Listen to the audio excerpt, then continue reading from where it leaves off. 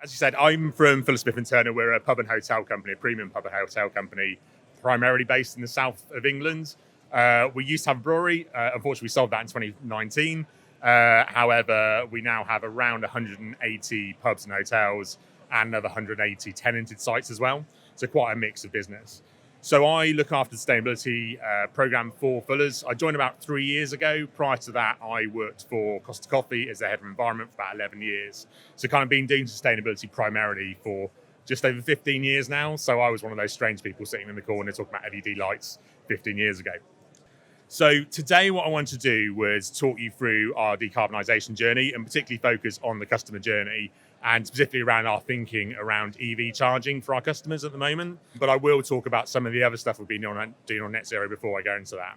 We have a program called Life's Too Good to Waste. We put this in about 3 years ago to really help our teams to understand how we acted responsibly as a business and essentially kind of really focusing on, we're a people business, so focus on what our people could do to do the right thing and impact on sustainability, both socially and environmentally. And we split that program down into 3 areas. By the way, we will be sharing the slides afterwards if people can't read some of the stuff, I get that. So we look at 3 key areas. Firstly, our planet, our people, and our community. So with our planet, it's making sure that we know we can make small differences to actually really build to big up to a big difference. And we're always doing the right thing the right way. Secondly, making sure that our people feel like they're part of the Fuller's family. We are a family business and therefore want to make sure every one of our employees feels like part of the family. But also we are a pub group and we're very much a central community. So we want to make sure we really push forward on that side of things as well. Back in 2021, when I joined, we became members of the Net Zero Carbon Forum, which is a group of around 80 hospitality companies now who have all committed to net zero. So we have set an ambition to become net zero by 2030 in our operations and net zero in our supply chain by 2040, which is a fairly lofty ambition, but actually as an industry, we know we need to do that in order to meet the challenges of climate change. So clearly we had to work out how we were going to get there. So over the last couple of years, we've been really working forward on how we achieve that. So most recently, we have just validated our targets through Science Based Targets Initiative. So we now have targets to 2030 under SBTI. And we're doing well in terms of our progress on that, which we actually put our annual report out 2 days ago. So if you want to see our progress, feel free to download it and have a look. We've also certified a number of our sites, so 12 of our sites to the Green Tourism Standard, really looking at sustainability and how you make more sustainable accommodation. We're actually planning to do that across all of our accommodation sites as of this year because we're confident that we have the right stuff going on. We're also sustainability champions for the BII, which is the British Institute of Innkeepers, so really making sure that we're doing the right thing. And we know that one of our biggest challenges is around food and beef. So we are working on regenerative farming. And in fact, yesterday we released on LinkedIn that we're actually putting regeneratively farmed beef into around 6 of our sites to trial it and see what the customer thinks. And the feedback already has been fantastic. So please take a look on our LinkedIn and make sure you like it as well so I can get the board on board with this. And then finally, around the electrification of our estate. So to date, we've electrified around 10% of our estate in terms of kitchens. We've also got our first electric pub, which was the Admiralty in Trafalgar Square.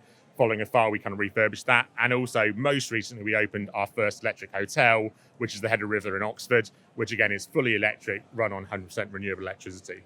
So when I talk about the journey to the pub, I guess one of the biggest footprints we have is our customers, how our customer gets to our site in a more sustainable way.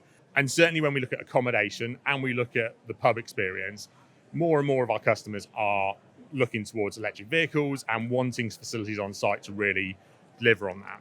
Why are we thinking about EV charging now? Well, although the ban on diesel and petrol cars was stretched out by the latest government, I think the reality is we are going to see that target come back into play, and we know that that is going to push the EV market further. A growing number of UK cities are now planning to introduce ultra-low emission zones. We're seeing that in Oxford, Bristol and other areas. And again, we have pubs in a number of those sites, and therefore we need to think about the facilities we have. Obviously, 18% of all new car registrations in May 24 were electric vehicles. So we're definitely seeing continuous growth in that market. And also, we know that we need to secure more EV charge points to support that. And therefore, we need to make sure we've got that ability to do that. A growing number of our hotel customers are also expecting this. So a survey in 23 said that 48% of EV drivers said they wouldn't book a hotel without a charge point. And given we have 56 hotels, that's quite a big issue for us if we don't put the right charging in place. But also we know offering EV charging actually attracts customers to sites. They know there's a charging point there and they need to charge for an hour. Well, what better thing than to go and have a pint, non-alcoholic, or zero, and also a meal whilst you're charging your car, and you've got your Wi-Fi and you've got your toilet facilities. So definitely a growth area. This is a slide that I think is probably about 3 or 4 years old now, but actually shows generally how the charging occasions look. So around 60% of charging still occurs overnight at home. However, there is 20% of the market that sits in rapid, and there's 20% of the market that sits in workplace and destination. Destination, to our mind, being hotel stays. So we know there's probably 40% of the market that we can tap into in the 2 ways that we're approaching this. So when we look at our pub estate, we actually think that the sort of dwell time is quite short. So typically a customer is wanting to spend maybe 40 minutes to an hour charging their car. So we have looked at a lease model for that particular area, because what they want is rapid charging. They want your sort of 100, 150 kilowatt chargers that will give them that charge, but they're willing to hang around for that experience, and they're willing to pay a bit over the market in terms of actually what they're paying per kilowatt. So in this particular case, we're looking at partnering with charge point providers, people like Instavolt in our case, to deliver that charging for us. Mainly because the investment levels that we have to put for EV rapid charge is quite high, particularly in terms of the energy infrastructure. So it makes sense for them to do what they're great at rather than us investing into this. It allows us also to share the cost of upgrading as well. So we're already upgrading our sites to put in electric heating, electric kitchens. We need more power. But by having someone like Instavolt on board, we can essentially share the cost of that upgrade, which again reduces down the cost for us to do the upgrades, as well as them getting the charging that they need. And obviously we have that rapid charge that fits very much in terms of the occasion. So it feels like the right approach for us to partner with PPs rather than doing it ourselves in those particular occasions. The other benefit, obviously, is they tend to appear on things like ZapMap.